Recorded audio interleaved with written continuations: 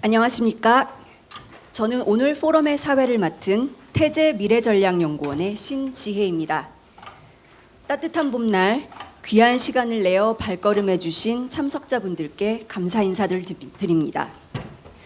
오늘 포럼 AI 시대 세계 안보의 길을 묻다는 태제 미래전략연구원이 주최하고 태제대학교, 태제연구재단, 조선일보가 함께합니다. 오늘 이 자리는 지난해 진행했던 두 차례 포럼에 이은 세 번째 AI 포럼 시리즈입니다. 저희 연구원은 통제되지 않은 기술이 야기할 수 있는 세계 안보 위협을 조명하고 이러한 위기에 사전에 대응할 수 있는 새로운 글로벌 거버넌스를 모색해보고자 이번 포럼을 준비하게 되었습니다. 오늘 포럼에는 한영 동시 통역이 제공됩니다. 현장에 계신 참석자분들께서는 가지고 계신 수신기에서 한국어 1번, 영어 2번을 선택해 들어주시면 되겠습니다. 그럼 먼저 태제 미래전략연구원 김성환 원장님의 환영사가 있겠습니다.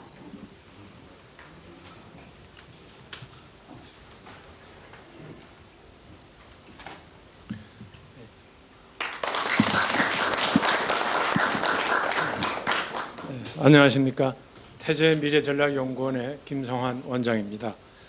먼저 우리 연구원과 우리 조선일보가 공동 주최하는 AI 시대 세계 안보의 길을 묻다 이렇게 포럼에 참가해 주신 모든 분들께 진심으로 감사의 말씀을 드립니다. 무엇보다도 바쁘신 가운데에도 이렇게 귀한 시간을 내주신 반기문 전 유엔 사무총장님과 오늘 사회를 맡아주신 김용학 전 연세대 총장님께 감사의 인사를 드립니다. 또한 이 자리에서 함께 고견을 나누어 주실 미국과 중국 그리고 한국의 최고 전문가분들께도 깊은 감사의 마음을 전합니다. 세 나라 전문가 여러분들이 참석을 해주셨기 때문에 오늘의 포럼이 더욱 풍성하고 또 의미 있고 유용한 시간이 될 것으로 믿습니다. 2022년 챗GPT가 발표된 이후에 우리는 이미 예외가 없는 세상을 상상하기 힘들 정도가 되지 않았나 생각합니다. 산업에서뿐만 아니라 우리 삶의 모든 부분에서 AI가 스며들고 있습니다. AI로 인해서 우리의 삶이 훨씬 편해지고 또 풍성해질 수 있다는 그러한 희망과 함께 무서운 속도로 인간을 따라잡고 있는 AI에 대한 우려도 커지고 있습니다. 2023년 작년이 되겠네요. 구글의 제미나이 울트라가 대규모 다중작업 언어 이해 테스트에서 인간을 능가하는 실적을 거두었습니다. AI가 인간을 능가하는 특이점, 싱귤레리티가 이제 점점 임박하고 있다는 사실을 우리가 실감하고 있습니다. 그리고 금년 3월에는 우크라이나 전쟁에서 처음으로 인간의 통제 없이 적군을 공격하는 AI 드론이 등장을 했습니다.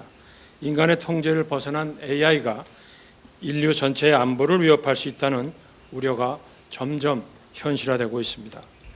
AI는 대량 살상 무기를 쉽게 확산시킬 수 있을 뿐만 아니라 또 AI는 그 자체로도 가공할 만한 살상 무기가 될 수 있다고 생각합니다.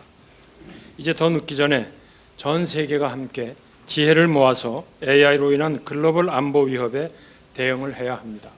미국과 중국 등 AI의 선도국들이 먼저 나서서 이러한 안보 위협에 대응할 글로벌 거버넌스를 만들어야 합니다. 오늘의 이 포럼이 이를 위한 작지만 의미 있는 초석이 되기를 희망합니다. 마지막으로 다시 한번 참석해 주신 귀빈 여러분들과 이 자리에 함께해 주신 모든 분들께 감사의 인사를 드립니다. 감사합니다.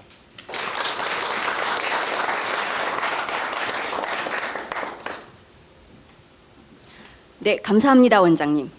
김성환 원장께 다시 한번 박수 부탁드립니다. 이제 본격적으로 논의의 장을 열어보겠습니다. 오늘 포럼의 기조 연설은 인공지능과 세계 안보라는 토론 주제에 깊은 공감대를 갖고 계신 귀한 분께서 함께해 주십니다. 오늘 포럼의 기조 연설을 맡아주신 반기문 제8대 유엔 사무총장님을 무대로 모시겠습니다.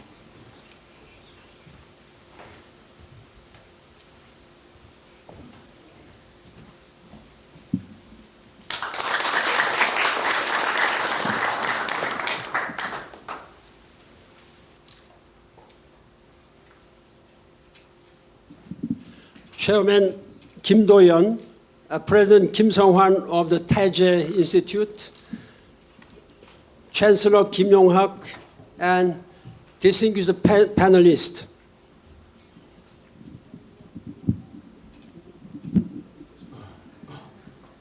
Experts, it's a great pleasure to meet you in this very important forum.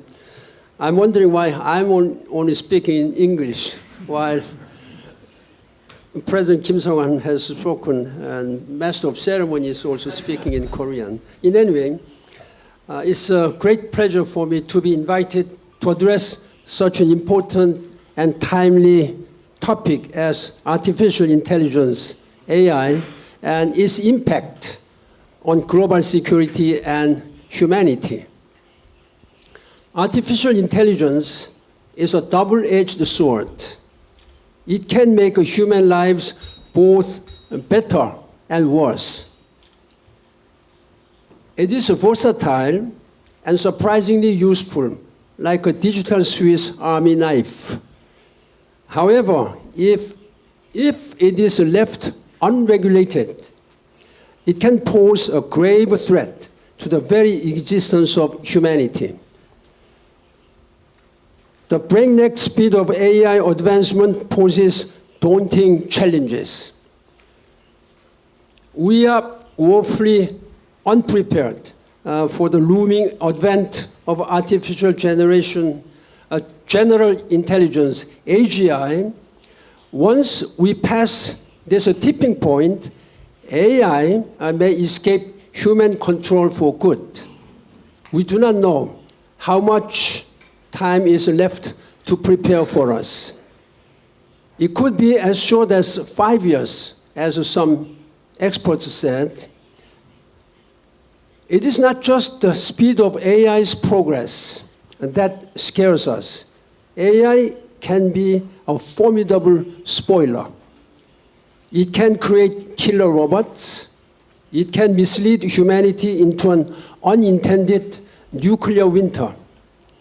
It can proliferate the risk of terrorism involving weapons of mass destruction if it is in the hands of the terrorist.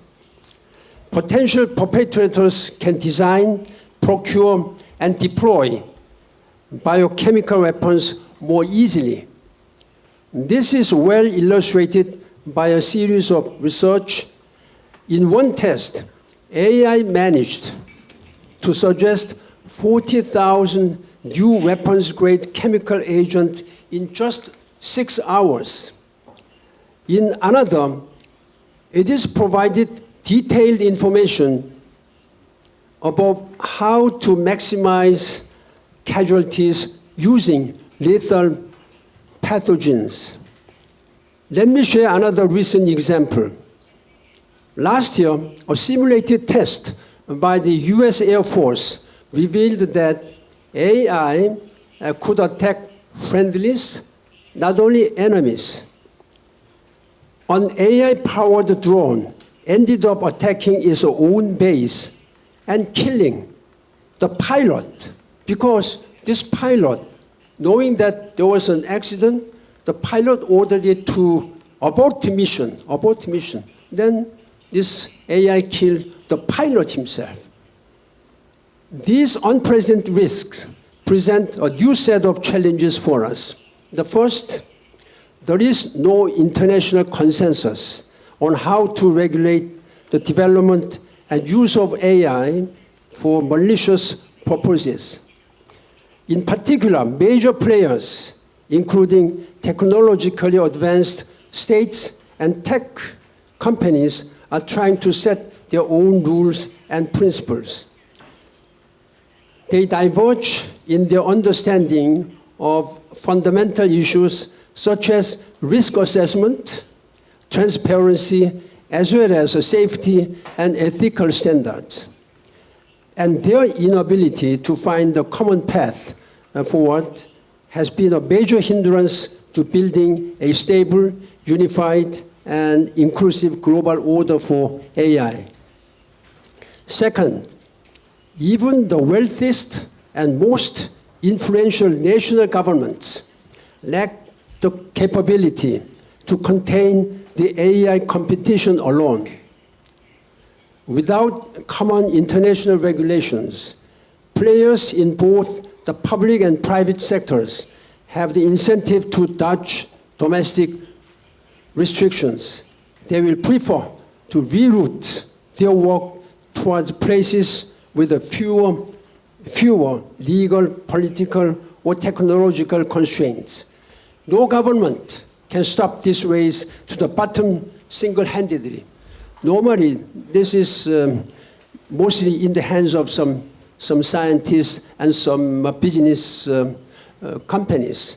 The government has not been able to control all these matters. Only, therefore, I have been speaking out already several times, a truly international response can address these challenges. Otherwise, unbridled competition and disorder will be perpetuated and even escalated. In this context, we welcome the recent unanimous adoption of a resolution on AI by the United Nations General Assembly. But as you know very well, the General Assembly resolutions do not have any binding force unless it is done by the Security Council. Even Security Council resolutions are not being implemented as fully by some countries. North Korea is one of the good examples that they do not care. Whatever organization of the United Nations have been taking actions. However, in any way, this must be understood as the lowest common denominator for a solution. It has neither much substance nor teeth. The General Assembly, as I said, resolution doesn't have any enforcing power or teeth, as I said. We need to take a step forward from here. We need to expand common ground for the major powers to build a credible international institutions for AI governance. This is why the elders, where I serve as a vice chair, this is a small group of just 12 global leaders, former presidents, prime minister, or Nobel Peace Laureate. I was never a president or prime minister or Nobel laureate, but as a former secretary general, I'm taking this vice chairmanship of the elders. We have made the strong commitment as well as some letters to the world leaders and editorial board, etc. It calls for the creation of a global multilateral institution like NPT or IAEA to regulate the nuclear weapons. But even with IAEA and NPT, with the 5 nuclear weapon states, NWS, then there are already 4 outside of this NPT regime. So who knows what will happen? Even though we may have this international regime now, today, there may be some other bad guys or countries who will try to manipulate this kind of things. We proposed drawing on the panel of, as I said, NPT and the IAEA. But we have a long way to go. A number of institutional issues remain unanswered. The journey ahead will be a full of challenges and hurdles. But we have no other choice but to try for a future safer and better for all. We must find a path that can ensure safe and sustainable development and use of the AI. The challenge before us is global. The solution should be a truly global one. It should not be left to any business companies or some group of scientists. I sincerely hope that this forum will serve as a beginning of that crucial journey. Before I conclude, just out of my mind, I have to confess, as you are already aware, I do not know much about AI. I'm just confessing. I'm just ignorant. I do not know anything about AI. If you, therefore, I hope there should be no questions. The question should be addressed to our distinguished panelists. So I'm just stepping down with so light mind. But I'd like to tell you then why I am speaking this. As one of the global citizens, and I'm the only living UN Secretary General, unfortunately, or fortunately. So all my predecessors have left this world, so I feel a sense of responsibility, moral responsibility, even though I do not know anything. So it is an issue of, it may be a distant future, but I think it may happen, as I said, within 5 years, within 5 years. In that regard,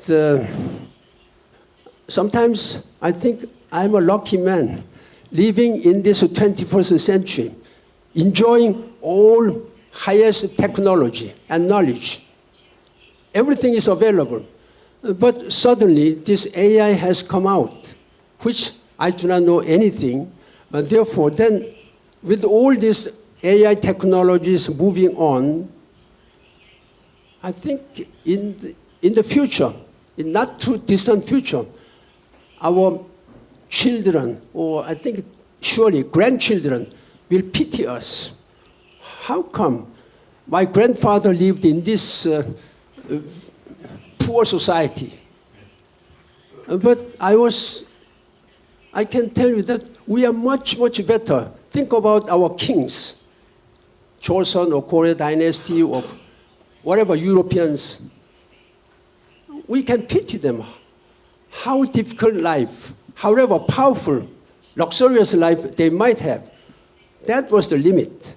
So I think I'm not opposed to the advancement of AI technology. I think a scientist and government should go on, but make sure that there should be a firm, forcible, international governing regulation, governing institution. And that's my urge when you discuss this matter.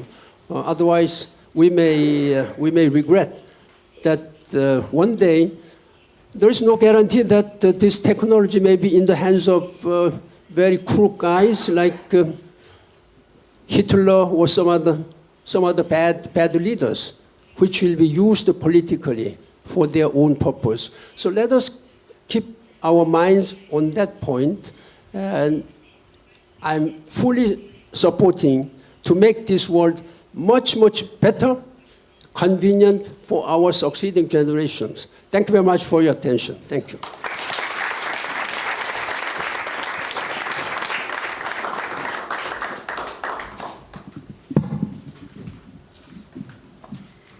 기조연설을 해주신 반기문 총장님께 다시 한번 큰 박수 부탁드립니다.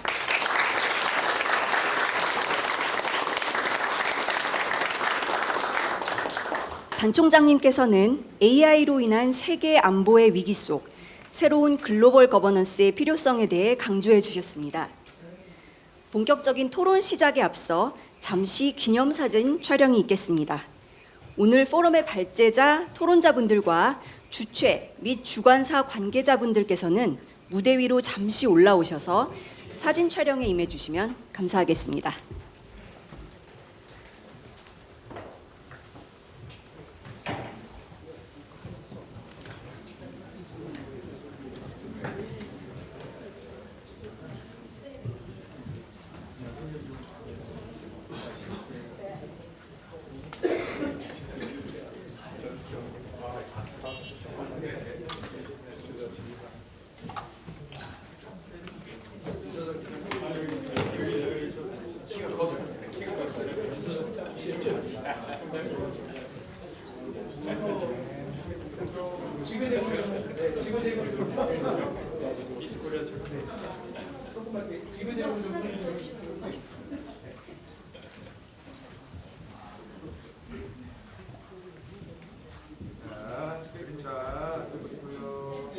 자, 하나, 둘, 셋.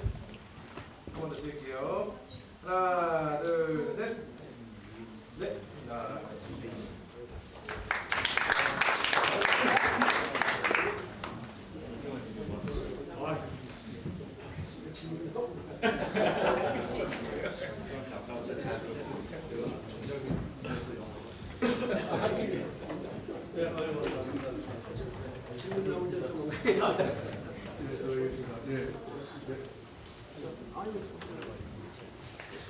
지금부터 2부 토론 세션을 시작하겠습니다. 2부 토론은 김원수 태제미래전략연구원 국제자문위원장의 주제 발표로 시작해보려 합니다. 김원수 대사는 40여 년간 대한민국 외교관과 국제공무원으로 봉직하였습니다. 대통령 국제안보비서관, 외교통상비서관 등을 역임하고 이후 유엔에서 사무차장과 군축 고위 대표 등 책임을 맡아 글로벌 도전 과제에 대한 유엔 시스템의 대응을 최고위급에서 조율해 오셨습니다. 그럼 김원수 대사를 단상으로 모시겠습니다.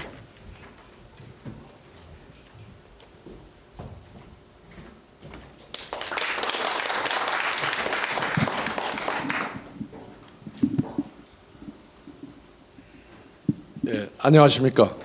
저는 제 영원한 보스인 우리 반 청장님 뒤를 따라서 영어로 하겠습니다. 왜냐하면 저희 지금 패널리스트들이 그 미국하고 중국에서 들어와 있기 때문에. Now I will speak in English, following the example set by my eternal boss, Secretary General Ban Ki-moon. And my points are basically to highlight the main points made by President Kim Sung-hwan and Secretary General Ban Ki-moon, and I will elaborate on the rationale behind those main points. The first challenge we have is that technology development is accelerating with big giant steps, while normative framework is moving at a very slow pace, snail's pace. So as a result, the gap between the technology and norms is widening with each passing day. So normative deficit is growing while we do not know what lies ahead of us. And this may create catastrophic consequences for the whole humanity. Why? Because we have two inherent risks with AI technology development. First is fear of loss of human control. The second risk is weaponization risk. As already said by Secretary General Ban Ki-moon, I'll make a quick point. Nobody knows how soon artificial general intelligence will arrive. It may be super artificial intelligence, which may pass the whole intelligence of humanity combined in 5 years. Elon Musk predicted it may come in 2029. And also, AI drone kills human operator is again the example of loss of human control. And weaponization risk is not only the killer robots, but also AI use of biochemical weapon threat. So weapons of mass destruction threat. And here we have 2x2 diagram. The left side of the diagram is still we keep human control. The right side of the diagram indicates machine, AI control. And we are here at centaur war fighting, like Centaurus in Greek mythology. Animal body with the human brain. So the taboo of not giving control of warfighting to machine has been maintained until recently. But last week, it was broken in the Russian-Ukraine conflict. For the first time, the control of drones was delegated to AI to kill the enemy target. So we already entered second stage we call mosaic warfare. Still, strategic warfighting decision-making is reserved for humans, but tactical warfighting decision-making is delegated to machines. So we have to assume soon mosaic warfare also will lead another type of warfare we call Minotaur, like Minotaurus in Greek mythology. Human body, but machine brain, animal's brain. So these three types of warfare, we have to assume may be very hard to reverse. But then, if nothing is done now, it may lead to the fourth stage, AI general warfare, in which singleton type of the control tower, but machine control tower, dominates both tactical and strategic warfighting decision making. So most of security and military experts agree on one thing.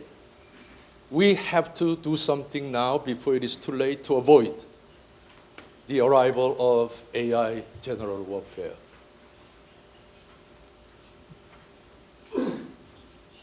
Second risk, weaponization. This is already referenced by both President Kim and Secretary General Ban. Here, biochemical engineering is facilitated with the aid of AI, but also that technology made entry barrier to biochemical weapons much lower than before. Anybody can access it through the dark web and other malicious sources. And also, autonomous weapon systems are emerging already, like mobilities in the air, drones, and mobilities on the ground, like tanks, mobilities under the sea, like maybe AI-controlled submarines. But then we'll soon see the emergence of killer robots, robot soldiers, as we saw in the movie Star Wars. And human soldiers cannot be a match, because machine soldiers can be reproduced quickly, and so killing them doesn't mean much. So there is an effort how we can deal with these growing risks, and as Secretary General Ban said, it's very clear we have to find the international solution. Why? First of all, limits of national measures. Because no matter how stringent one country can find to regulate or control AI technology development for malicious purposes, it is not effective, because there is bound to be the race to the bottom. Technology developers will find a way, will find the loopholes in some other countries. So challenge here is how we turn the race to the bottom to the race to the top. And that is not possible without international solution. But again, on international solution, we have serious structural problems, because currently we have maybe 193 different national approaches, as much as the number of UN member states. But if we pick 3 representative national approaches. On one extreme, U.S. approach stands, preferring national self-regulation, leaving every solution to the market. On the other side, state control by the state, Chinese, and EU stands in the middle. So how we can bridge the gap? And fortunately, ReAIM Summit, which we call Responsible AI in Military Domain, started last year, and recently, first ever UN General Assembly resolution was adopted, but it sets the only lowest common denominator. No substance, no teeth. It is good to confirm international law must apply to responsible AI use. But then question, the devil is in the details. Which principles, which norms of international law must apply? There, we don't have a consensus, and there was a proposal to create new agency along the lines of IAEA. So maybe we may have name, like IAIA. But except the name, we don't have any agreement on the substance, because AI technology is qualitatively different from nuclear technology because it is intangible software and diffused. And entry barrier is so low. So very hard to manage these challenges, and any institutional effort must fill all the columns of these templates. Mandate, how to implement it, and what organization structure we need to have. And to have the answers on all these questions, first task is to build global consensus. And without global consensus, we don't have norms like NPT. Without norms, we don't have institutions like IAEA. So how we should find the consensus is the first question we tackle, but the challenges involving AI technology are so wide and deep. And we cannot solve all these problems all at once, overnight. But one good thing for consensus building is consensus is different from unanimity. Unanimity means all 193 countries should agree. Consensus is not given, but it can be made. It can be engineered. Question is how we persuade key players to find a path forward. And these are the efforts ongoing on 3 tracks: government, private, and public-private tracks. And we believe that the first step is to identify what is the fundamental issue, most fundamental issue, where key players share common concern and have least political differences. And that focus, in our view, can be how to ensure responsible state behavior in military domain of AI. And the objective should be how to minimize the security risks posed by large-scale AIs. Thank you so much for your attention. I'm afraid I may be running out of a little time, but as Secretary General Ban emphasized, this journey will be tough, long, and bumpy. There will be a lot of hurdles, a lot of challenges. But we don't have any other choice but to keep trying. And we have to stay the course. And I sincerely hope that today's forum will be the beginning of that institutional journey ahead of us. Thank you so much.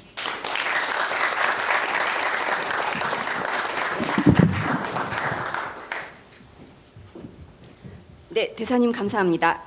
주제 발표를 해주신 김원수 대사께 다시 한번 박수 부탁드립니다. 좌장과 토론자께서는 대담 진행을 위해 무대 위로 올라와 주시면 감사하겠습니다.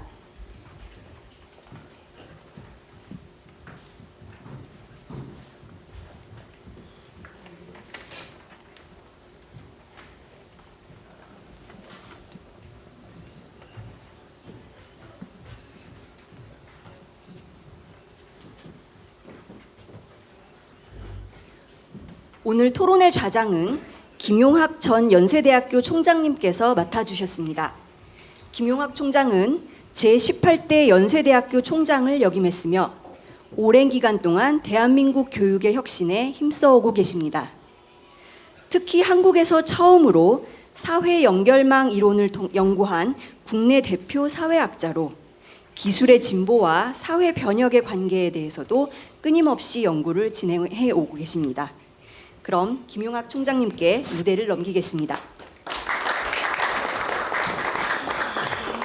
네, 방금 소개받은 김용학입니다.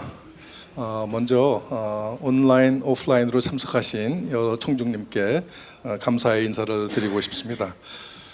반기문 제8대 유엔 사무총장님께서 기조연설로 해주신 이런 국제적인 포럼에 좌장을 맡게 돼서 대단히 영광스럽습니다. 사실 저는 전공이 사회학인데 사회학이라고 해서 자꾸 사회를 시키는 듯한 그런 거를 요새 많이 느끼고 있습니다. 오늘 토론은 두 세션으로 나눠져 있습니다. 앞 세션에서는 군사 영역에서 AI를 규제하는데 어떤 키 이슈들이 있는지에 대해서 논의를 하고요. 두 번째 세션에서는 좀 토론의 범위를 넓혀서 일반 지능, 그러니까 Artificial General Intelligence가 인류에게 어떤 위협이 될 수 있고 어떤 위험성을 제기하는지에 대해서 좀 논의하는 그런 세션을 갖겠습니다. 각 세션에는 25분이 할당되어 있습니다. 그러니까 여기 토론자께서는 5분 정도의 시간이 있다고 보시면 될 것 같습니다. 그래서 총 50분의 토론을 한 다음에 플로어를 열어서 여기 참여하신 청중들 또는 온라인으로 참여하신 분들께 질문을 받는 Q&A 세션을 약 30분 정도 가지려고 계획하고 있습니다. 먼저 토론에 들어가기 전에 오늘 토론자로 참여하신 네 분을 소개하도록 하겠습니다. 조금 전에 기조 발제를 해주신 김원수 사회부는 소개를 제가 생략하겠습니다. 인사로 목례로 대신해 주시기 바랍니다. 유용원 전 조선일보 군사 전문 기자를 소개하겠습니다. 유용원 기자님은 20년간 국방부에 출입하면서 최장기 국방부 출입 기자라는 명찰을 달고 계십니다. 아주 대단한 기록이신 것 같습니다. 국내 최초 군사 전문가라는 기록을 가지고 계시고 국내 군 안보 분야의 최고 그리고 대표적인 전문가이십니다. 다시 한번 큰 박수로 맞아주시기 바랍니다. 다음으로는 해외에서 온라인으로 참석하신 두 분을 소개하고자 합니다. 먼저 그레엄 웹스터 스탠포드 대학교 국제안보협력센터 연구원입니다. 웹스터 박사께서는 중국의 디지털 정책과 담론을 분석하는 스탠포드 뉴 아메리카 디지 차이나 프로젝트 편집장을 맡고 계시며 중국 사이버 정책 분야의 대표적인 연구자이며 중국과 미국의 정책 연구자에서는 이분을 모르시는 분이 없다 할 정도로 굉장히 저명한 분입니다. 이분을 모시게 돼서 저는 굉장히 영광으로 생각합니다. 박수를 한번 맞아주시기 바랍니다. Dr. Webster, can you say hello just to check the microphone is working? Just say hello. Hello, it's great to be here. Thank you so much. Okay, thank you. We can hear you. 네, 한번 체크해 보고 싶었습니다. 다음은 루찬잉 상해 국제문제연구원 선임연구원이십니다. 루 박사께서는 상해 국제문제연구원 공공정책혁신연구소 부서장으로 사이버 공간 국제 가버넌스 연구센터 사무총장을 맡고 계시면서 사이버 공간에서의 국제 가버넌스에 대한 연구를 집중적으로 하고 계십니다.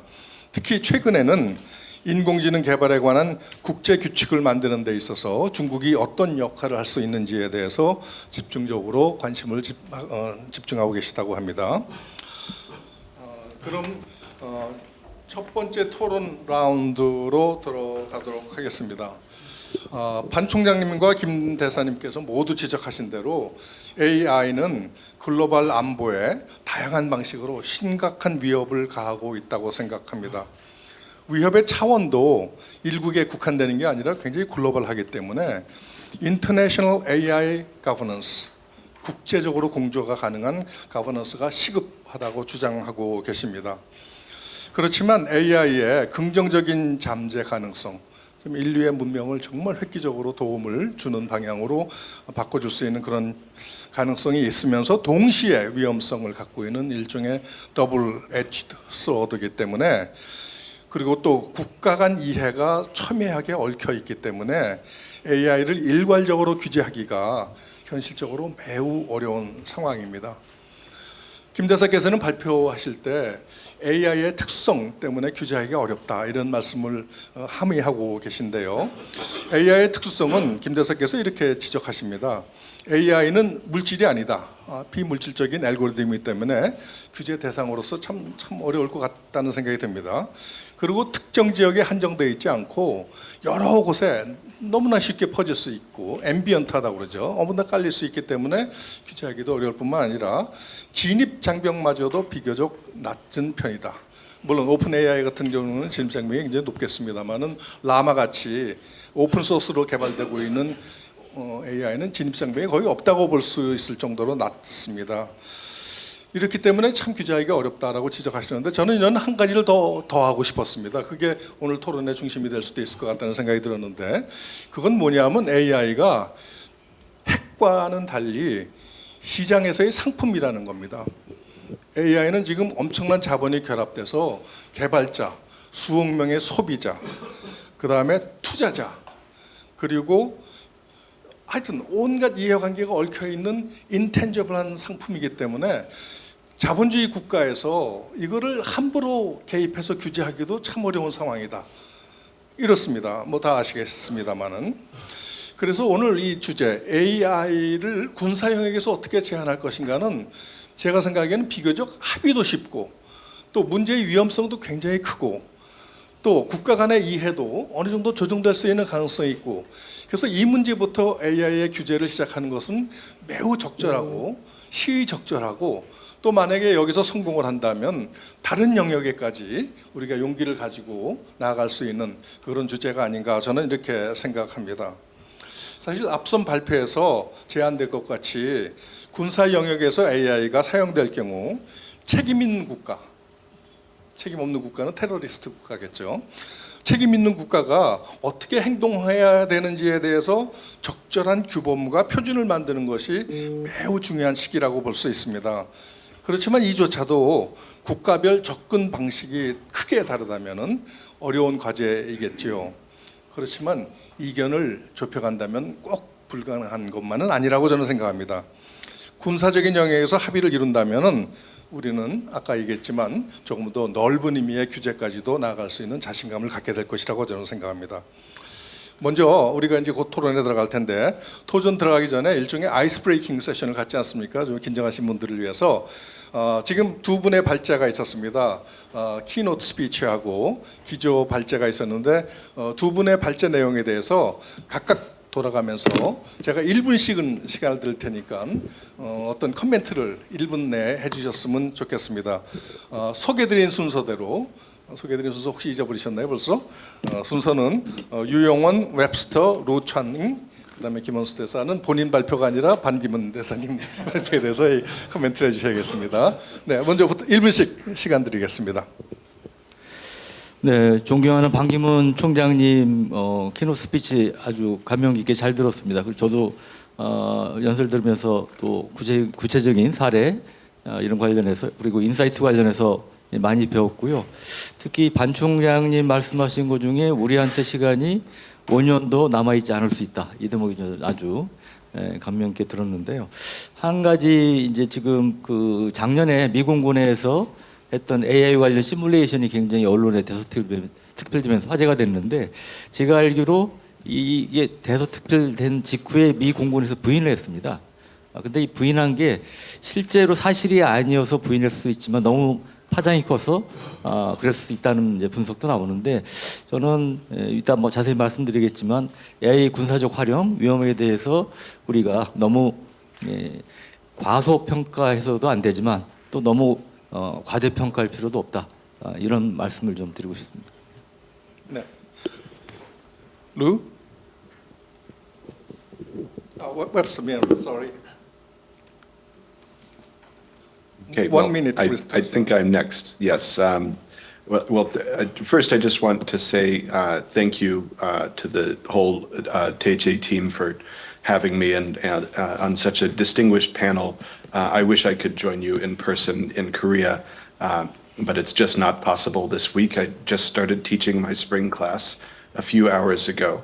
The topic is so important, and the two presentations from Secretary General Ban and Ambassador Kim gave me one big idea, which is that, of course, we know the United Nations has limits in what it can do. The UN General Assembly lacks force, and even when the Security Council takes action, not everyone follows its mandates.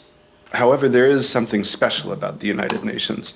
And when Ambassador Kim presented the pyramid of consensus at the bottom, norms in the middle, and then institutions, it made me think that when it comes to AI broadly, or perhaps more specifically in weapons, but I think it can be a broad idea. The original order that's suggested is that first you might need consensus to build norms and then to build an institution to enforce and uphold the norms. I think today with artificial intelligence, the world knows that this topic is important, but they don't know exactly which problems we face yet. So we might actually find that there is agreement among a great many states that there's a need for an institution, and once there is an institution, this can be a venue for identifying problems and thinking about norms that we might use to navigate them, and finally reaching consensus about rules and practices. So it may be, this is my reaction to the first remarks, we may be going in an opposite direction where it's urgently necessary to form a body for us to begin to find the solutions and really to understand the problems, because it won't work in the opposite direction. We don't have, for instance, with the law of the sea, we had many thousands of years of experience of different states operating at sea, and then we built toward a UN convention that took a great deal of work. Now we simply know that we have new things coming, and we'll find out what they are. And I hope that the United Nations is one important forum for that. Thank you. Next, Lou, please. Thank you, moderator, and also thank you for Taiji Institute for invitation. And also, just like Graham, I cannot be in person with you guys because I'm now in Germany. I think I'm very enjoyed the two presentations, and Secretary General Pence's speech gave me the confidence because there are so many senior people are involved in the AI governance. Traditionally, this is very technical. The senior people are not directly involved in discussing the technical issues previously. But I think this is a very good start and give me confidence. And Ambassador King's speech just structured a pathway for the future of the AI governance, which I think is very important. That's my short response to the presentation. 오케이, 감사합니다. 이제부터 본격적인 토론에 들어가도록 하겠습니다. My comment. 네, 발표하신다다 반증님 미안합니다. 발표를 하셔서. My only comment is I wholeheartedly support moderator's suggestion and also all three panelists' suggestion, because as Graham said, we need to be creative. And also, as Lu Channing said, we need leaders' engagement. Otherwise, we cannot solve the problem. And also, as Mr. Yu said, we had to be very realistic in our assessment. We should not overemphasize, over-dramatize, but at the same time, we should not underestimate the risk as well. 네, 감사합니다. 이제 본격적인 토론에 들어가도록 하겠습니다. 먼저 첫 순서가 웹스터, 닥터 웹스터인데요. 정말 이분을 패널로 초대할 수 있어서 다시 한번 영광이라고 말씀을 드립니다. 제가 드리는 질문은 AI 산업 또는 AI와 관련해서 미국 내에서 다양한 의견이 존재하는 것 같습니다. 예를 들면 얼마 전 오픈 AI 샘 얼트만 축출 사태에서 볼 수 있듯이 부모와 두모라고 불리는 소위 AI를 혁신 위주로 밀고 나가야 된다. 너무 위험하니까 좀 저지해야 된다. 이 부모와 두모 사이의 이견도 굉장히 생생한 것 같습니다. 민간 영역에서뿐만 아니라 정부나 의회 뭐 이런 쪽에서도 아직도 합의된 의견이 없는 것 같은데 미국 정부가 다른 정부를 설득해서 인터내셔널 AI 가버넌스를 끌고 나가려면은 손을 내밀어야 할 텐데 무슨 합의된 안이 있어야지 손을 내밀지 않겠습니까?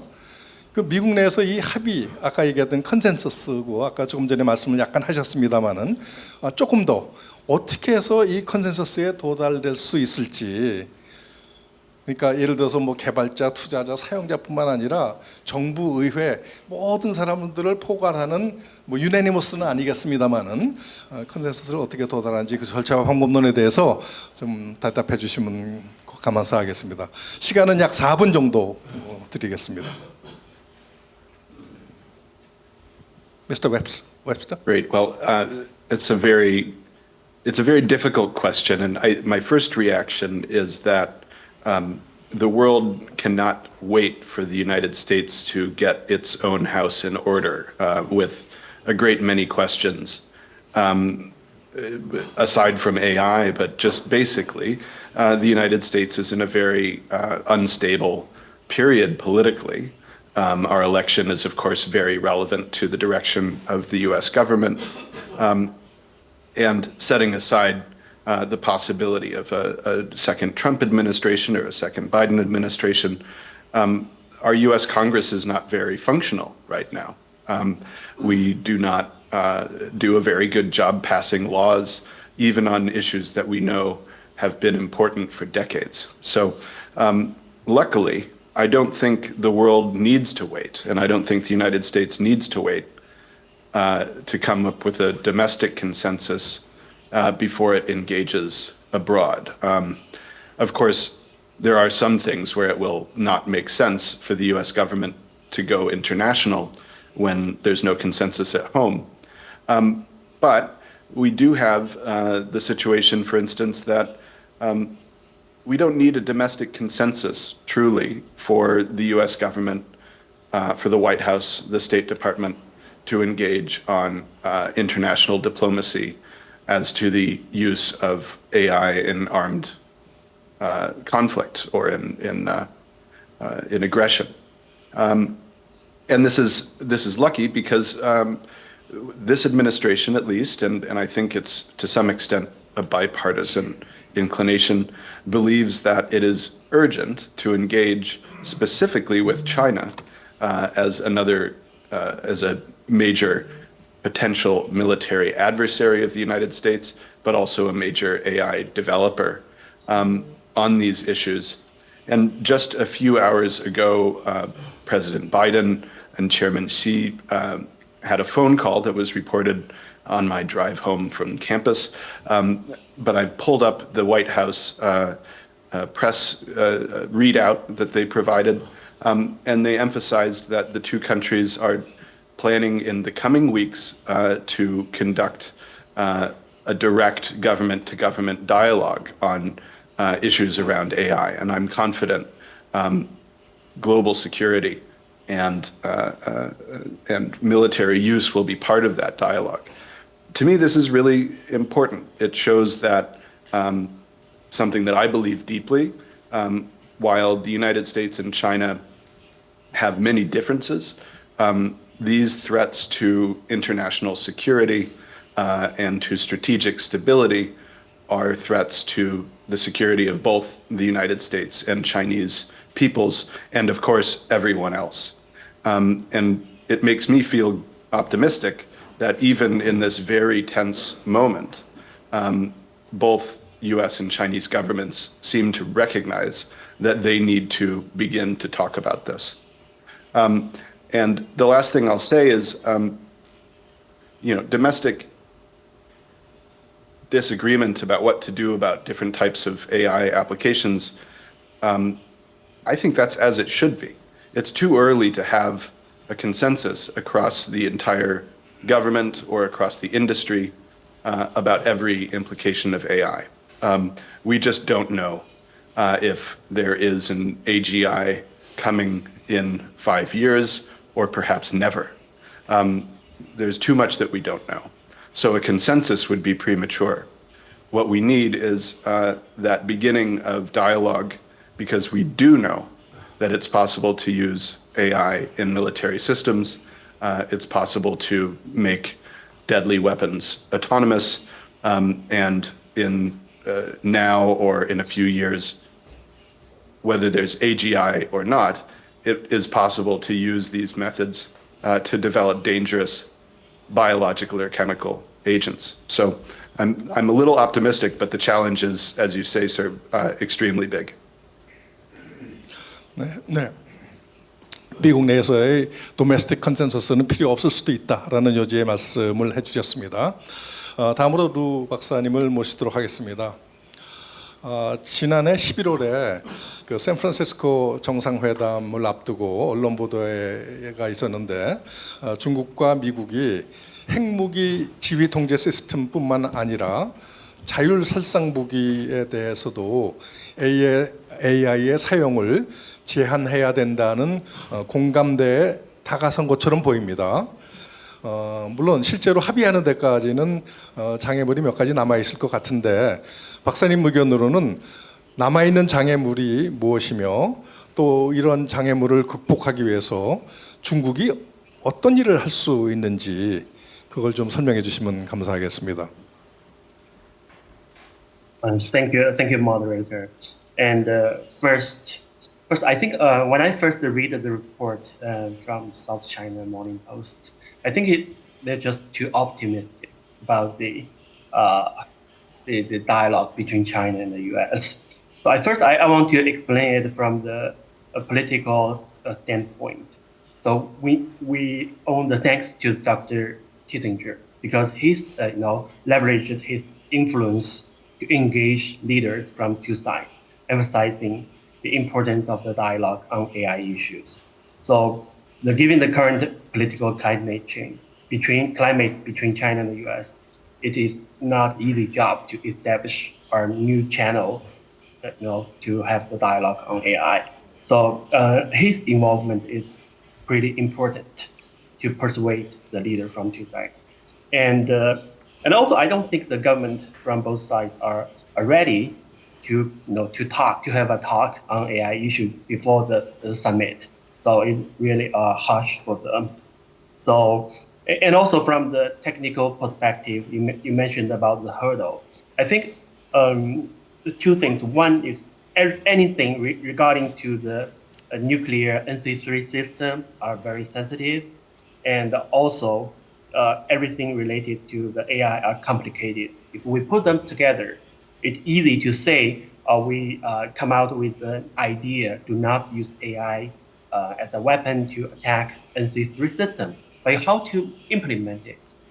You need a very comprehensive dialogue between the parties involved, military, involved the diplomat, the armed control expert, something. So I mean, it's not an easy job to implement that. That's the hurdles.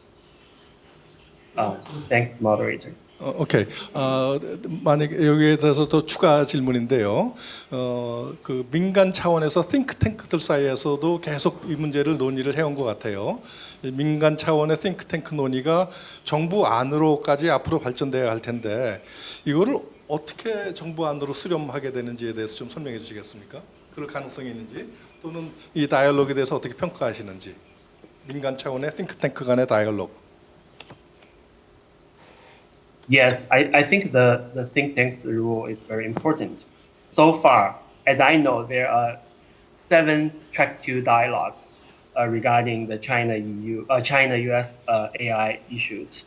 So it can encompass experts from the policy, military, science, law, and also the tech companies. So the dialogue to my personal involvement, most of them are very, productive, and people from two sides all appreciate to have a channel to communicate. It's very inspiring and it's necessary. And but we do not come out with some. We have some very general, result consensus, but not that much specifics. And it's complicated issue. Needs more time to have to discuss.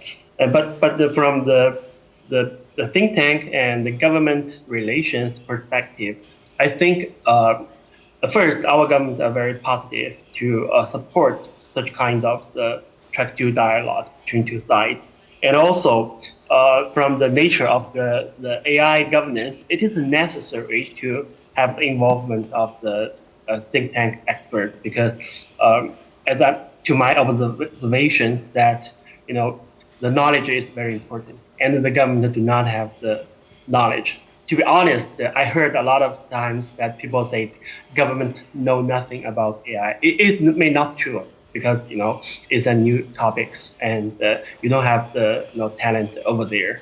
But the government are learning very fast. But it reflects the truth. You need involvement of the experts from think tank.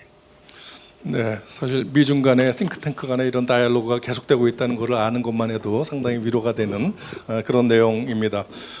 유영원 전문 기자님께 질문 드리도록 하겠습니다. 대한민국은 AI에 대해서 특히 글로벌 담론에 대해서 아주 독특한 위치를 차지하고 있는 것 같습니다. 특히 미중 간의 갈등이 있을 때 대한민국은 미중 간의 관계를 계속 유지하고 있기 때문에 독특한 지정학적 위치가 있는데, 대한민국이 일종의 중재자로서 미국과 중국이 이 AI 군사 영역에서의 규제를 풀어가는, 규제를 만들어가는 가버넌스에 어떤 도움을 줄 수 있는지, 그런 거에 대해서 좀 궁금하기도 합니다. 그리고 이제 곧 우리나라가 주관하는 국제 정상회의가 몇 개 있지 않습니까? 올해에도 우리나라가 의장국이 될 텐데, 의장국으로서 미중이 함께 참여하는 이 국제회의에서 어떤 중재자 역할을 해서 이런 걸 도움을 줄 수 있을까요? 네. 우선 아까 시간이 없어 인사를 제대로 못 드렸는데요. 저는 오늘 행사 이제 후원하고 있는 조선일보사에서 31년간 국방부를 전문 기자로 출입을 하다가 최근에 제가 좀 변화가 생겨서 퇴사를 하고 이제 정치권으로 진출할 준비를 하고 있는데, 사실 주최 측에서 좀 부담스러울 수도 있는데 예정대로 이렇게 불러주셔서 공부할 기회를 주셔서 우리 김성원 장관님 비롯한 주최 측에 감사의 말씀을 우선 드립니다. 작년에 네덜란드에서 열린 라임 회의, 그때 박진 장관께서도 참석을 하셨는데, 제가 그때 이제 박 장관님하고 통화를 좀 했었습니다. 현지에 계실 때 통화도 했고 갔다 오신 다음에도 말씀을 들었는데, 생각보다 굉장히 크고 의미 있는 회의였다. 그래서 우리가 적극적으로 이렇게 주도하게 된 게 정말 다행인 것 같다고 말씀을 하시더라고요. 예, 저는 이제 국방 분야만 담당해 온 사람으로서 이제 그런 점에 상당히 이제 의미가 있고, 지금 사회자께서 질문을 하셨지만 우리가 미중 비롯한 4강 사이에 껴 있는 나라로서 그런 역할을 할 수 있다는 장점이 분명히 있다고 생각합니다. 또 마침 올해 이제 우리나라에서 그런 큰 회의가 열리기 때문에 좋은 기회라고 생각이 됩니다. 특히 우리는 아시다시피 남북이 분단돼 있는 세계 유일한 이제 국가 아니겠습니까? 이제 그런 점에서 현존 위협이 있는 상황에서 이제 그런 주도권을 갖고 노력한다는 것은 또 세계 각국의 여러 나라에 상당히 긍정적인 의미에서 어필할 수 있는 부분이 있으리라고 생각을 합니다. 다만 저는 이제 군사 분야를 담당한 사람으로서 조금 이제 우려되는 부분은, 아시다시피 이제 북한이 이 어떤 국제적인 규범이라든지 이런 거를 지금 준수하는 게 거의 없습니다. 그런데 이제 1990년대에 무슨 일이 있었냐면, 뭐 북한 생화학무기 위협 얘기하지만 이제 북한의 그런 화학무기 위협에 대응해서 우리나라도 이제 화학무기를 갖고 있었죠. 그런데 우리가 CWC라고 거기에 이제 적극적으로 가입을 하면서 선제적으로 화학무기를 폐기를 했습니다. 이건 뭐 언론에 보도도 됐기 때문에 제가 말씀드리는데요. 근데 그 당시 무슨 얘기했었냐면, 북한이 화학무기 2,500에서 5,000톤이나 갖고 있는데, 이거를 우리 화학무기를 북한에 대한 협상 도구, 북한의 어떤 화학무기 뭐 감축이라든지 제거라든지 이런 협상 도구로 좀 활용을 했어야 되는데 우리가 너무 선제적으로 우리 카드를 없애버렸다는 그런 좀 비판 또 우려도 있었습니다. 근데 AI 군사적인 활용 관련해서도 제가 볼 때 북한의 지금 AI 수준이 어느 정도인지는 잘 모르겠으나 아직까지 뭐 그다지 높지 않은 것으로 평가가 됩니다만 북한이 아시다시피 사이버전 능력은 또 세계 최고 수준 아니겠습니까? 그다음에 가장 머리 좋은 사람들이 이제 그쪽 분야에 가 있기 때문에 그런 점에서 분명히 북한은 어떤 국제적인 우려, 윤리 이런 것과는 관계없이 AI 군사적인 활용을 위해서 상당히 노력할 걸로 보여지고요. 그러면 북한이 이제 그런 식으로 AI 군사적, AI 이제 군사용 무기들을 발전시켰을 때 우리가 주도적으로 이제 국제적인 이러한 규범 또 가버넌스를 만든다면 일부분은 아까 말씀드린 화학무기 사례 비슷하게 이제 우리가 어떤 면에서는 또 발목이 잡히는 부분도 있지 않을까 싶고요. 저는 그런 점에서 작년에 이제 그 라임 회의에 제가 알기로는 이 군사적 활용이니까 당연히 국방부도 이제 사실은 적극적으로 참여할 필요가 있는데 작년에는 이제 그 부분이 좀 약했던 것 같고요. 저는 그런 점에서 올해 이제 우리가 그런 AI 군사적 활용 관련된 국제적인 회의를 할 때 국방부 군도 좀 적극적으로 참여시켜서 그런 의견도 군의 의견도 반영하는 그런 노력이 좀 필요하지 않나 생각이 됩니다. 네, 우리나라는 정말 그 북한의 AI와 군사의 문제가 굉장히 시급하다는 이야기를 지적해 주셨는데 정말 그럴 것 같습니다. 김원수 대사님께 마이크를 드리고 여쭤보도록 하겠습니다. 아까 그 발표에서도 AI의 내재적 특성 때문에 규제의 어려움 이런 것들을 얘기해 주셨는데 그것 말고도 대사요원 전직 오랫동안 대사직에 봉직하셨으니까 이 국제사회의 기제에 깔려 있는 인터내셔널 폴리틱스의 다이내믹스에 의해서 생기는 컨스트레인트라고 그럴까? 그런 것들이 뭔지 좀 알려주셨으면 좋겠고요. 그리고 이렇게 다양한 시도들이 있어 왔는데 이거를 어떻게 공통적인 인스티튜셔널 패스라고 그럴까? 제도적인 틀 안에서 이루어지게 할 수 있는지 그런 구체적인 방법론 같은 걸 좀 알려주시면 어떨까 싶습니다. I think it is $2 billion questions. On the first question,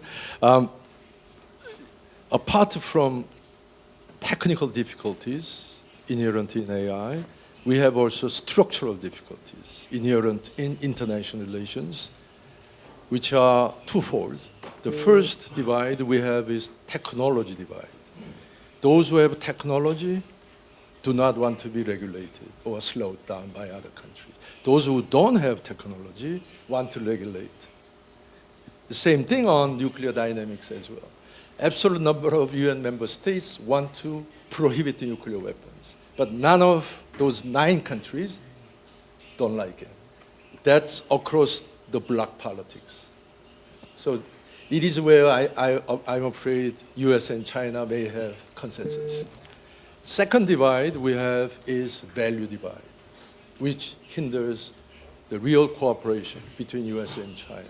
Because on many issues, like cyber, China prefers state control, state security, while US prefers market solutions, freedom of expression, freedom of innovation. So how to narrow down these two divides is a structural issue, but there I think UN's role comes in on your second question, because UN is intended as a talk shop, and also UN is the global convener. So whatever problems we have and whatever ideas we have to be fed ultimately to the UN, and that requires very dynamic process of engineering global consensus. And for that, again, I very much agree with Graham and Lu Chaning's point. Nothing can be done without US and China mutual understanding. And on Korea, short comment is, I heard from Foreign Ministry that the Reheim Summit, which will be hosted by Korea this September, will be co-sponsored by both Foreign Ministry and Defense Ministry. I think they already heard your concern. Thank you so much. 결국은 유엔이 나서야 될 것 같다라는 요지의 말씀을 해주셨습니다. 이제 1부에서 원 라운드가 다 끝났기 때문에 이제 2부 토론으로 넘어가도록 하겠습니다. 2부 토론은 아까 말씀드렸지만 인간이 통제할 수 없는 제너럴 인텔리전스, 아티피셜 제너럴 인텔리전스가 나타나면은 인류에게 이제 커다란 위협이 될 것이다라는 생각은 누구나 다 생각하고 있을 것 같습니다. 이걸 대응하기 위해서는 컨센서스 빌딩도 중요하지만 사회적 담론이 시작돼야 될 것 같다, 이런 생각이 됩니다. 이거의 토론을 위해서는 이번에는 좀 형식을 바꿔서 제가 공통 질문을 여러 개를 던지고 여기에 관련되는 의견이 있으시면 또는 질문에 포함되지 않았어도 내가 이것만은 꼭 얘기하고 싶다라는 얘기가 있으면은 자유롭게 이야기를 해주시면 좋겠습니다. 질문은 사실은 이거는 이 오가나이징 커미티에서 만들어서 주신 건데 상당히 질문이 재밌습니다. 첫 번째, 스카이넷, 그러니까 영화 터미네이터에 나오는 인공지능이죠. 그런 스카이넷과 같은 것이 나타나서 인간을 직접적으로 해치는, 그러니까 일종의 existential threat를 가할 수 있는 AI가 나타날 것이다 라고 믿으시는지, 나타난다고 믿으시면 그게 언제쯤 나타날 건지가 첫 번째 질문입니다. 사이언스 픽션 질문이긴 합니다만은 그래도 가지고 계신 의견 종합해서 잘 대답해 주시면 감사하겠습니다. 또 두 번째 질문입니다. 인간의 존재를 위협할 수 있는 위험한 인공지능이 과연 무엇인가? 이걸 어떻게 정의할 수 있는가? 이거 정의할 때는 어떤 요소가 반드시 포함되어야 되는가? 이것이 두 번째 질문입니다. 세 번째는 AGI가 인간을 해칠 수 있는 가능성을 막기 위해서 우리가 할 수 있는 것들은 무엇인가? 뭘 해야 되느냐? What is to be done? 네 번째, 만약에 이런 예방을 많이 노력을 하겠습니다마는 실패했을 때를 염두에 두고 플랜 B를 세워야 할 텐데 이 플랜 B의 내용은 무엇일까? 굉장히 어려운 질문들입니다. 저라도 대답하기가 쉽지 않은 질문인데 지금 이렇게 질문을 던져놓고 첫 번째 라운드에서 말씀해 주신 그 순서대로 그거 이번에 역순으로 할까요? 외국에 계시는 역순으로 하겠습니다. 웹스터 씨께서 먼저 대답해 주시고 루, 그다음에 김원수 대사님, 그다음에 요 기자님 이렇게 순서를 정하도록 하겠습니다. 혹시 하실 말씀 있으면 이 질문에 대해서 어느 것이라도 골라서 답하시면 되겠습니다. Mr. Webster?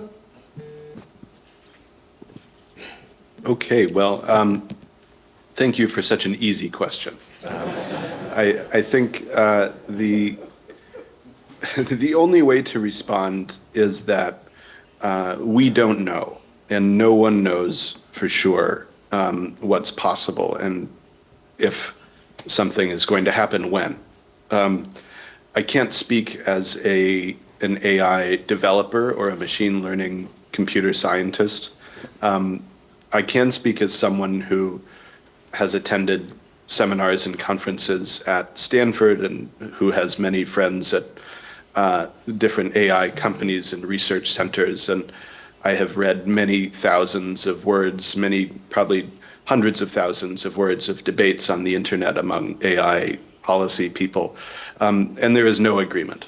And so I naturally find myself to be a little skeptical because the people who are the loudest proponents of the idea that AGI is coming are also people who usually stand to make money if the market believes that AI will be very, very powerful. So just as a cynical person, I started out as a journalist. I don't trust the people who will profit when they give the message, but I don't know. They could be right. So it's very, very tough to go into the follow-up questions. But the most important thing I'll add is there's a definition question that was very important there. First, understanding what does AGI mean is very difficult.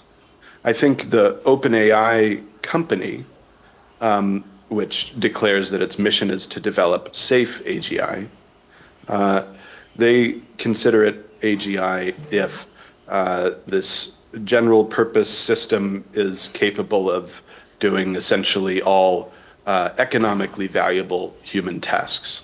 So that's one definition, but they assert that maybe they can do it safely. And I just think this is a difficult definition.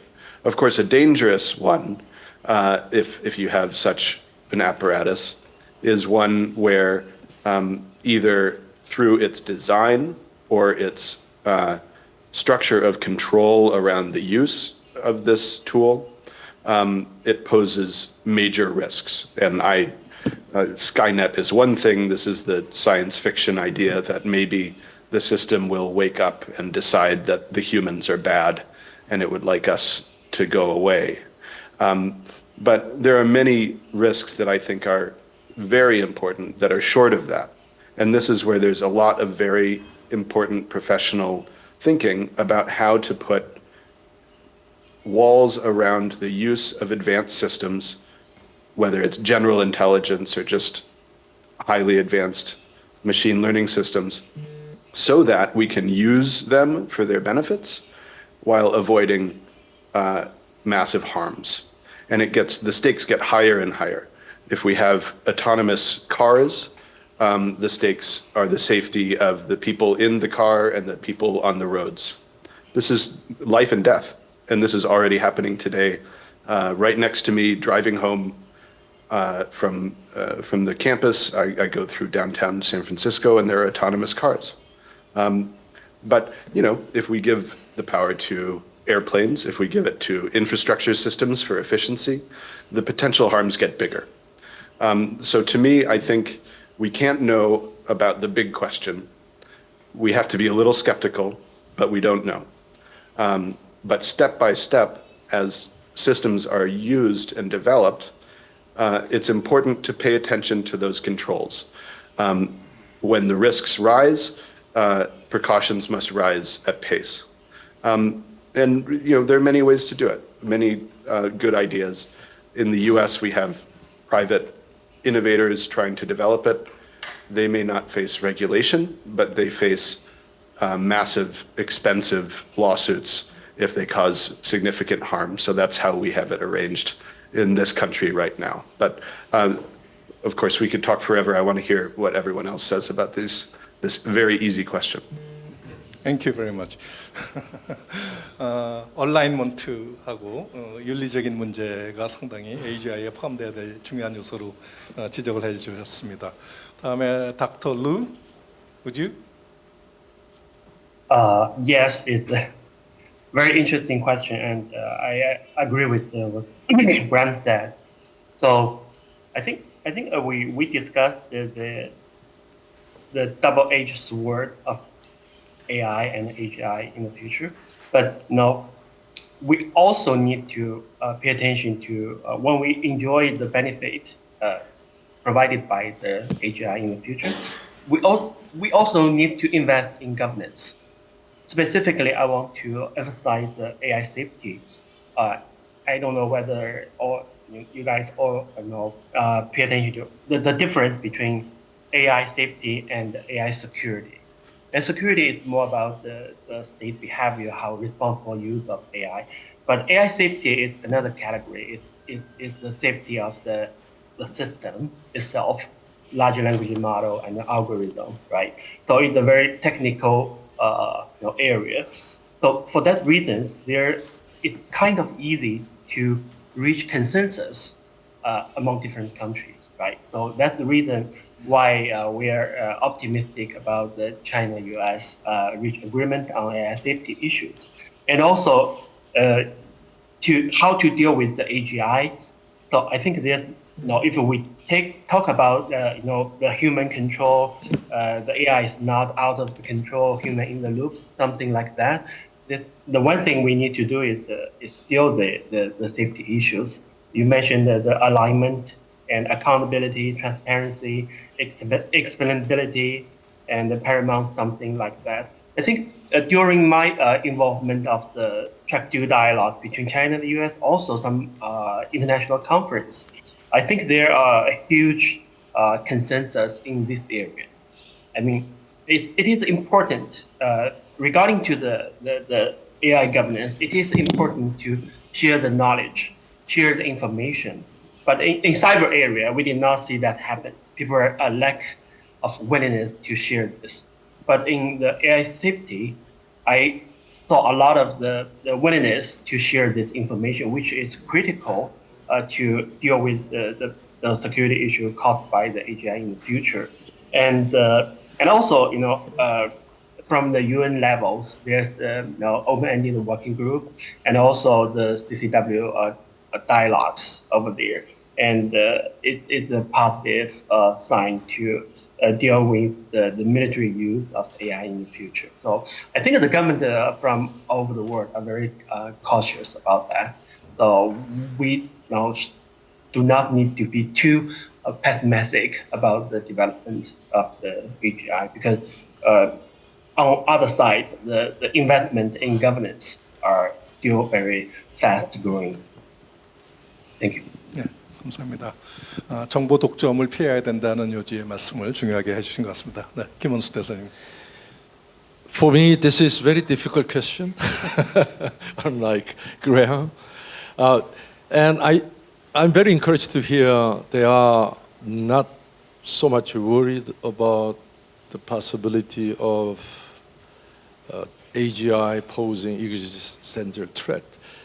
But that said, I think security planners should stand on the pessimistic side in the threat and risk assessment.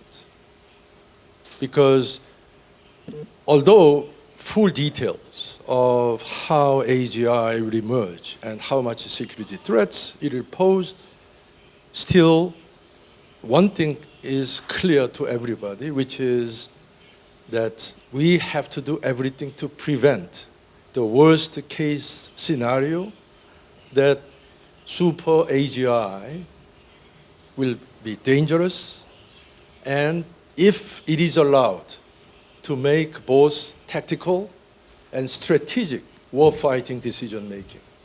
And I think we have to start from that point, because setting aside whether it will come and how soon it will come, still we have to be prepared for that possibility, and we have to prevent that possibility, and also we have to think about how we can enhance our preparedness in case prevention fails. So on that, I think US and China can share common concern. So when we expect US-China to deepen their dialogue on this issue, I think how to avoid that catastrophic scenario should be on their agenda. Thank you. 역시 그 태재 연구원답게 1부 토론과 2부 토론을 연결해서 답을 해주셔서 상당히 감사를 드립니다. 그 AGI의 문제점은 결국 국방 분야에 국한시켜서 문제를 생각하고 그것이 야기할 문제를 해결하는 게 우선순위다, 이렇게 말씀을 해주셨습니다. 예, 유 기자님. 네, 저도 아까 웹서 박사님이 모른다고 말씀하셨는데 저도 똑같은 말씀 드리고 싶은데요. 아시다시피 4차 산업혁명 기술을 선도하고 있는 게 스탠포드대인데 스탠포드대 계신 웹서 박사님도 모르신다는 제가 어떻게 알 수 있겠습니까? 예, 농담이고요. 보면 근데 스카이넷 관련해서 아까 이제 말씀하셨는데 아주 심플하게 보면 지금까지 공상과학 영화에 등장한 것들이 뭐 10년이 됐든 몇십 년이 됐든 뒤에 현실화된 게 너무나 많습니다. 그런 점에서 보면 시기 문제일 뿐이지 언젠가는 실현되지 않을까 싶고요. 또 하나 AI 군사적 활용 관련해서 아주 흥미로운 회사가 하나 있습니다. 미국의 팔란티어라고, 국내에는 많이 알려지지 않은 회사지만 사실은 미국의 CIA라든지 DIA라든지 이런 정보 분야 쪽에 이제 프로젝트도 많이 했고, 여러분 잘 아시는 이제 빈라덴 제거 작전 할 때 그때 팔란티어에서 개발한 고담 프로그램인 게 있는데 영화 배트맨에 나오는 고담과 같은 이름입니다. 이제 그런 그 프로그램을 활용해서 빈라덴을 제거하는데 상당히 도움을 받았다고 하고요. 이라크전, 아프가니스탄전에서 이런 팔란티의 AI 프로그램이 좀 활용됐다고 합니다. 그리고 우크라이나 전에도 사실은 아까 뭐 드론 AI를 활용한 드론이 투입되고 있다고 말씀하셨지만 사실은 그보다 더 높은 차원에서 각종 정보를 신속하게 수집 분석해서 전략적인 결정부터 전술적인 판단까지 이런 도와주는 역할을 또그 팔란티어 프로그램이 하고 있다고 그러고요. 작년에 네덜란드에서 열린 리아임 그 회의에서도 팔란티어 CEO가 기조연설도 한 것으로 제가 알고 있습니다. 제가 왜 이 말씀을 드리냐면 이제 이런 것들이 결국은 우리가 이제 과학기술 발달의 역사는 전쟁의 역사와 일치한다고 하지 않습니까? 그러면 이런 어떤 분쟁, 전쟁이 있을수록 어떤 분야든 이 무기체계 AI를 포함해서 발전 속도가 상당히 빨라질 수 있다는 거죠. 지금 우크라이나전이나 아니면 이스라엘 가자 전쟁에서도 보면 지금 AI가 많이 이제 활용되고 있습니다. 뭐 드론뿐 아니고 디시전 메이킹에서도 이제 활용이 되고 있는데 앞으로 이러한 전쟁 분쟁이 계속 일어난다면 저는 우리가 흔히 얘기하는 싱귤레리티 그 시기도 또 더 앞당겨질 수 있지 않나 이제 그런 생각을 좀 해봅니다. 네, 감사합니다. 네 분 의견을 다 들어봤고요. 지금부터 Q&A 세션을 갖도록 하겠습니다. 플로어를 열어서 여기 참석하신 분들 중에서 손을 들고 질문해 주시거나 아마 온라인으로도 질문을 취합한 게 있을 것 같은데요. 먼저 자기 성함을 간단히 얘기해 주시고 질문해 주시면 감사하겠습니다. 마이크를 전해 주시죠.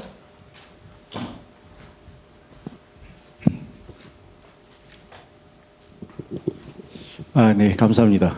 저는 영어가 부족해서 한국말로 하겠습니다. 저는 한국도시재생연구원의 김정연입니다. AI 시대의 세계 안보가 길을 묻다. 도대체가 AI가 어떻게 우리한테 인류에게 이익을 될지 손해 줄지는 아무도 모른다는 결론이었습니다. 지금 현재.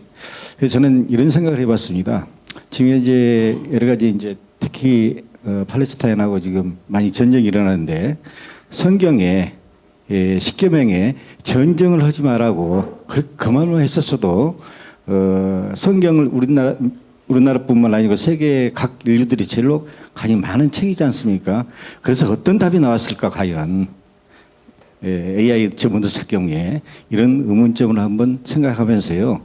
제가 말씀드리고 싶은 것은 지금 현재 어떤 가장 AI가 지금까지 내가 수없이 저도 이제 강의도 듣고 분석을 해봤습니다만은 세계 정부 유엔부터 시작해서 각국의 도덕적 윤리적 판단을 어떻게 할 것인지, 그 다음에 각 국민도 마찬가지입니다. 정부도 마찬가지고 윤리적 판단과 도덕적 판단을 어떻게 할 것인지 이제 그 문제를 생각할 때에 우리가 늘 지금까지는 철학적으로 변증법 소위 얘기하는 정밥합으로 이렇게 지금까지 이루어왔습니다. 철학뿐만 아니고 모든 정치, 문화, 경제, 뭐 분야도 사실 변증법입니다.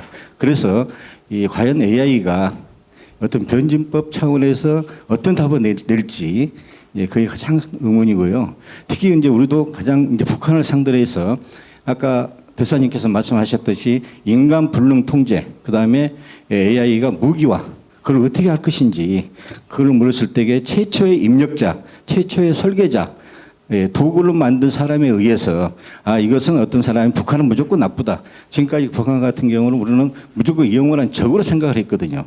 그게 바로 잘못된 정보고 잘못된 지식이었습니다. 우리가 스스로 판단하고 스스로 판단 능력을 저해시키는 어떤 기능이었습니다. 그래서 최초로 입력자가 누구냐, 설계자가 누구냐, 도구를 만든 사람이 누구냐에 따라서 어떤 변화가 AI에 영향이 미친다고 생각합니다. 그 점에 대해서는 이제 어떻게 생각하고 계신지 질문이자 하여튼 의견이라고 생각하시면 될 것 같습니다. 네, 감사합니다. 네, 질문을 한 두세 개 모아서 받아놓고 또 네 분께서 답할 분을 찾아서 이렇게 답하는 게 좋을 것 같습니다. 네, 질문 넣으실 분. 예, 저는 과학기술단체 총연합회 회장 이태식입니다. 아마 과학기술자는 저하고 김동현 박사님밖에 안 계신 것 같은데 여러분들 토의를 잘 들었고요. 그리고 태제 미래전략연구원이 중요한 토픽을 이렇게 만들어 주셔서 대단히 감사합니다. 근데 저는 여러분들이랑 좀 생각을 달리 해봤습니다. 아니 저걸 왜 우리가 얘기하지? AI한테 물어보지. 그래서 제가 앉아서 AI한테 물어봤습니다. 챗GPT 4입니다. 거기서 보면 지금 굉장히 우리가 재밌는 얘기를 간단히 얘기하면 스카이네트의 터미네이터는 어떻게 될 건가를 질문하셨잖아요. 그랬더니 질문을 했더니 그거는 가상의 시나리오고 현재 AI 기술로는 이 시나리오는 거리가 멉니다. 그래서 대답을 기술적 한계, 윤리적 법적 규제, 사회적 감시와 통제, 국제협력으로 막을 수 있다는 결론을 내렸고요. 그다음에 이제 두 번째 뭐 여러 가지가 있는데 간단하게 말씀드리면 제가 영어로 이렇게 물어봤습니다. We try to protect your risk. However, we fail. Then what is your plan B? AI가 대답했습니다. 초기 조치가 실패한 경우에 대비해서 계획비는 다음과 같은 원칙을 포함해야 합니다. 이렇게 얘기를 했습니다. 첫 번째로는 신속한 대응 체계를 구축하고, 두 번째로는 예비 계획의 준비, 그리고 피해 최소화 전략, 그리고 규제 및 감독 강화. 내용들은 아주 좋습니다. 교육 및 훈련 프로그램 강화, 지속적인 모니터링 평가, 그리고 국제 협력이 같이 힘을 합쳐야 된다, 이런 얘기를 해서 결국 실패한 경우에 우리 플랜 B의 원칙은 추가적인 피해를 방지하고 AI 기술의 안전하고 윤리적인 발전을 지속적으로 지원해야 된다, 이렇게 얘기를 했습니다. 그래서 이제 마지막으로 말씀드리면 AI can make itself risk, 이렇게 질문을 하고 한국어로 영어로 먼저 대답을 들었고 한국어로 대답 부탁합니다 그랬더니 바로 나왔습니다. AI는 분명히 직접적이고 간접적인 위험을 초래할 수 있다, 본인이 아는 것 같아요.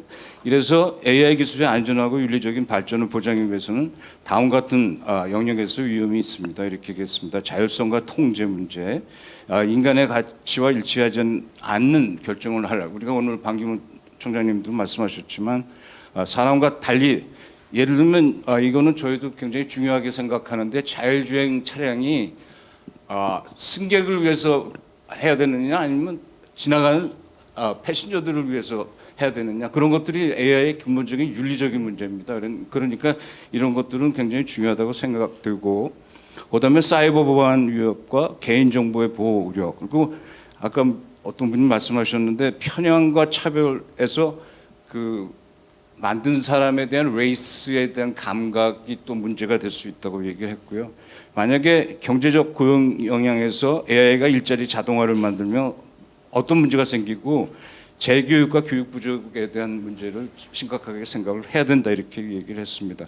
무기화 얘기는 뭐 말씀들을 많이 해주셨고, AI 경쟁에서 배폭의 경쟁적인 추진은 몇 가지 고려를 하자. 안전기준, 윤리고려사항, 경고성에 대한 타협. 그래서 우리가 걱정하는 거 외로 AI가 많이 인식을 하고 있고 준비를 하고 있고 또 우리한테 갈 길을 얘기해주고 있습니다. 그래서 우리 이 토론은 굉장히 중요한데 문제 있으면 물어보시면 대답을 좀 할 것 같습니다. 감사합니다. 네, 지금 아직까지 손을 드신 분이 없으신 것 같으니까 일단 두 질문만 취합해서 답을 한번 유도해 보도록 하겠습니다. 제가 나름대로 한번 질문을 한번 정리해 볼게요. 첫 번째 질문자는 AI를 개발한 최초 개발자의 의도에 의해서 앞으로 변칙법적 발전을 거쳐가지 않을 것인가, 이런 질문 요지인 것 같습니다. 두 번째는 이런 토론할 때 우리 AI를 같이 옆에 앉혀놓고 하자, 이런 중요한 제안이신 것 같습니다. 근데 여기 약간 서큘라리티가 있어 보이긴 합니다. 나중에 한번 논의해 보도록 하고, 이 두 질문에 대해서 또는 코멘트에 대해서 대답하실 분, 제가 이렇게 볼 테니까 먼저 대답하실 분 누가 있으실까요? 아무 질문이나 잡아서 한번 해보시죠. 골라서. 김원수 대사님. I think those two questions are very fundamental ones, and I agree that the initial developer of AI algorithm matters a lot, but I'm afraid that also it depends on how others use it, because we have one recent incident in which safety protocols ingrained by the designers are jailbroken, and then it was dispersed on the internet so that anybody who wants to use that technology have that access, including terrorists. So the challenge here is how we can engrave safety and ethical standards from the development stage, but also to the use stage, which is a very challenging question on that I don't have an answer. And also, I also tried ChatGPT many times, and their answers to me all politically correct. They say all the nice words. Because I think they were designed to avoid unnecessary controversies. But some answers I couldn't trust 100% because they intentionally avoid sensitive questions, particularly pertaining to their existence. So I think those two caveats I want to add. Thank you. Okay, anyone else to respond? About the developer, I think the developer and the company are pretty serious about the ethic and the moral issues regarding to the AI system, because I know about 7 years ago, the IEEE, which is the leading standard organization of the world, they created 10 working groups on the AI ethic. So, I mean, the technicians or scientists, they're pretty serious about they know, because they know the power of AI. So they are very serious about this ethnic issues. So, but you cannot, guarantee that everybody in the field are, follow some kind of morals and ethnic considerations. There are better guys over there, so you cannot prevent. So that is another story about the security part, right? How to responsible use of how develop the AI and use the AI. So that's the reason why it's important to have a very holistic, comprehensive governance in the field, because it involved so many people, so many stakeholders. 네, 감사합니다.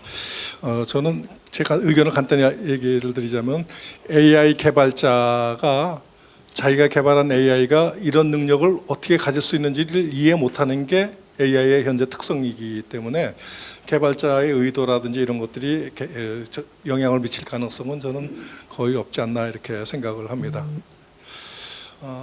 지금 혹시 또 다른 질문 있으시면은 질문을 저 뒤에 계신.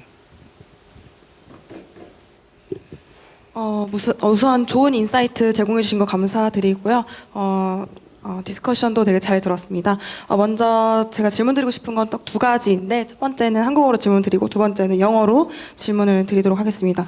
첫 번째 질문은 이제 미중의 미국의 대중 반도체 규제 등 좀 AI 기술 패권을 두고서 미국과 중국 사이에 충돌이 심화되고 있는 가운데 이런 상황에서 AI 규범에 대한 협력이 가능할 것이라고 보시는지 이렇게 간단히 질문을 드리고 싶고요. My next question is as follows. Actually, my apologies for a little bit of a tricky question in advance, but I would like to ask on exploring the role and importance of public and private partnerships, so-called PPP. So please kindly share case studies on the role and importance of public-private partnerships in the AI sector. So how can such partnerships can help find a balance between the technological innovation and government regulation? That's my question. Thank you. 네, 저 private 하고 퍼블릭 그거는 웹스터 씨께서 좀 답을 해주시기를 부탁을 드리고요. 김원수 대사님이 아까 geopolitical, international politics에 대해서 inherent conflict 이런 것들을 얘기하셨는데 지금 첫 번째 질문이 굉장히 중요해 보이기도 해요. 저한테도 지금 이 갈등과 협력에 모순된 상황이지 않습니까? 미중이 이게 어떻게 가능한 거냐 그런 질문의 요지인 것 같습니다. Yes, I agree with your assessment that we have to assume technology competition between US and China will intensify because both believe their future, including who will be the number one or who will be the number two, will depend on who is the ultimate winner in technology. So we have to assume that competition cannot be avoided. But one shining light is that both leaders, as Graham said in last night's telephone conversation, that that competition should be managed responsibly and peacefully. So there, I think we can find an entry point on how we can ensure responsible state behavior in military domain, very much consonant with our theme today. 갈등이지만 협력할 수 있을 것이다. 이런 요지의 말씀이시죠? Or they must. They must. 그럼 노모티브 한 스테이트먼트인가요? 포지티브 스테이트먼트네요. 예. 네, Mr. Webster, can you respond to the second question? Yeah, I think it's my turn. I struggle to think clearly about examples of public-private partnerships, although it's an important topic. What comes to mind, actually, for me, and this is probably because I'm really a researcher about China's technology policy and U.S.-China relations, actually is the example that we see today of city governments, local governments in large cities in China, especially Beijing, have collaborated with university researchers and NGOs and companies to provide some resources to develop AI models, as well as to develop communities of experts who think about AI ethics and policy. And this Chinese model of public-private partnership in AI extends beyond these local positions. And this is in part because across the world, there are limited resources of computation power and data for training models. But because of US policy and allied cooperation, China is especially pressed for computation resources. So there's another layer where the Chinese government is working to coordinate national resources for computation centers so that you don't have to be Alibaba or Tencent or Baidu or one of the largest Chinese tech companies to access large data centers. So this is perhaps a characteristic of China's development and governance model, but I think it could be a model for global cooperation and public-private partnerships, because resources will be limited, and especially for countries where there are even less resources than China and certainly the United States. Some even international public-private partnership might be a good idea to spread the benefits of the less dangerous uses of AI to people who right now cannot afford large numbers of specialized chips and who don't have access to the large databases that big companies have. So my answer is maybe China has a model, but we'll see. Okay, Dr. Lu seems to have something in mind to say. Do you have something in mind to add? So I think in AI and other digital technology areas, the PPP is kind of necessary. I cannot think of a scenario or a case that's not adapted to the public-private partnership, because in these areas, the tech companies and private sectors, they own the resources, they own the technology, talent, and they know the technology much better than the government. If government want to really understand the technology, they need to come to the tech companies. If they want to regulate for example, like the regulation to be fully implemented, they need to ask the private sector's advice in advance. So some of you may have an idea that China is the government is very strong. Government can control everything, but the reality is it's very difficult. If you control too much, you are killed industry, right? So when the ChatGPT become it's hard decision for Chinese government to whether we need to support the generative AI or not, because it was challenges of the authorities of the government. But the answer is quite clear. The government make compromise to fully support the development of the generative AI. Thank you for the additional comments. 온라인에서 질문이 하나 들어와서 제가 온라인에서 직접 질문하기는 어렵게 돼 있죠, 상황이. 네, 제가 질문을 읽도록 하겠습니다. 소희 애슐리 파크이라는 분이 질문하셨는데요. 영어로 하셨습니다. How might advancements in AI and its applications influence the strategic priorities and security policies in the Indo-Pacific? It's a geopolitical question. Probably this ambassador. Okay. Broad and tough question, because I think two factors are at work. Because the older major players, maybe except to Europe, are concentrated in Indo-Pacific arena, and that means if we want to move toward any glimpse of consensus or agreement building, we need consensus, first of all, in the Indo-Pacific area, because Indo-Pacific area includes not only the leaders from the two worlds, the first one led by US, the second one led by China, but also third world like India and Indonesia. So I think it is a big challenge, but and also Korea can play a role to work for consensus building in Indo-Pacific area, then it will provide the answer to the global community. That's the only answer I can answer. 네, 이분이 두 번째 질문도 던지셨는데 이 두 번째 질문이 우리 컨퍼런스 질문에 대한 그 브로드한 퀘스천이기 때문에 이거는 좀 제가 다른 질문으로 대체해서 유 기자님께 한번 여쭤보고 싶어요. 아까 북한에 대해서 굉장히 중요한 말씀을 하셨는데 북한이 여기에 조인해서 같이 다이얼로그를 이어갈 계획이 있다. 아니 그럴 것 같으십니까? 어떤 그 전망을 좀 한번 좀 듣고 싶습니다. 아까 김 대표님께서 그 미중 관계 질문에 대한 답변으로 마스터란 표현을 쓰셨죠. 마스터.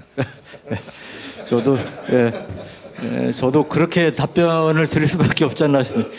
지금까지 뭐 잘하시지만 앞에 계신 분들 잘하시지만 남북 관계의 역사, 북한의 행태 이런 걸 봤을 때는 사실은 낙관적인 쪽보다는 좀 비관적인 쪽이 좀 더 아마 현실적인 전망이 되지 않을까 싶은데요. 그럼에도 불구하고 이 큰 대전제 당위성에 대해서 부정할 분은 없기 때문에 북한을 최대한 끌어들이도록 노력을 해야 되지 않을까 싶습니다. 네, 저희가 벌써 2시간 한 50분 가량 이 세션을 이어왔습니다. 정말 긴 시간 동안에 저도 많이 배웠고 좋은 코멘트들을 여러분들도 많이 즐기셨을 것 같다는 생각이 듭니다. 오늘 이렇게 중요한 포럼, 오늘 이 포럼이 앞으로 그 AI가 군사 영역에 적용되는데 제한하는 규제 기구를 만드는 첫 출발점 또는 기폭제 같은 게 됐으면 좋겠다라는 개인적인 소망을 말씀드려 봅니다. 오늘 모두 다 참석해 주셔서 감사하고요. 돌아가시는 길에 봄날 만끽하면서 돌아가시기 바랍니다. 감사합니다.